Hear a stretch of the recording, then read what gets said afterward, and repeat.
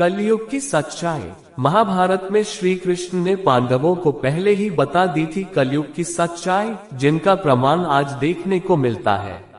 महाभारत का युद्ध इतिहास के सबसे भीषण युद्धों में से एक माना जाता है। हालांकि इस युद्ध में भगवान श्री कृष्ण ने हथियार नहीं उठाए थे, लेकिन फिर भी उनकी इस युद्ध में मुख्य भूमिका रही थी।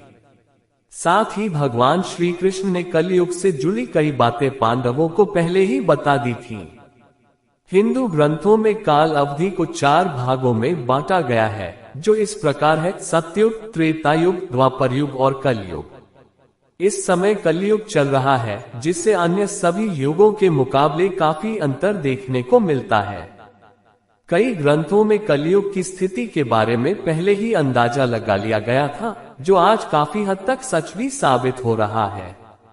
ऐसे व्यक्ति को मिलेगा सम्मान। कलयुग के विषय में बताते समय भगवान कृष्ण पांडवों से कहते हैं कि इस युग में व्यक्ति की पहचान उसके व्यवहार और गुणों से नहीं, बल्कि धन व ऐश्वर्य से की जाएगी।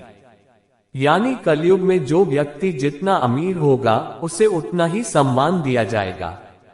आज सच हो रही है ये बात।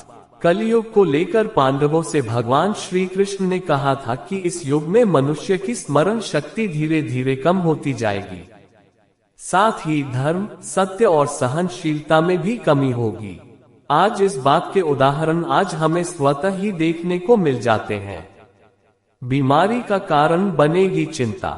देखा जाए तो कोई बीमारी होने पर व्यक्ति को चिंता होने लगती है, लेकिन कलयुग को लेकर भगवान श्री कृष्ण कहते हैं कि इस युग में चिंता ही व्यक्ति की बड़ी बीमारी का कारण बनेगी।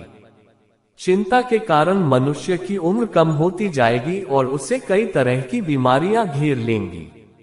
ये कारण है कि अन्य युगों की अपेक्षा में कलयुग में मनुष्य की आयु सबसे कम बताई गई है।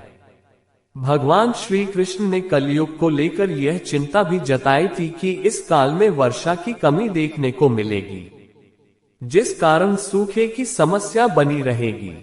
पर्यावरण का संतुलन बिगड़ेगा, जिससे कभी भीषण सर्दी होगी तो कभी भीषण गर्मी। इसका प्रभाव व्यक्ति के जीवन पर भी पड़ेगा।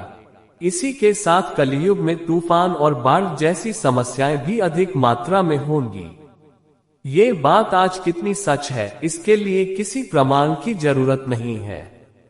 कलयुग में बढ़ेगा शोषण। भगवान श्री कृष्ण ने कलयुग के विषय में पांडवों से कहा था कि इस युग में किसी का शोषण करने जैसी घटनाएं आए दिन देखने को मिलेंगी।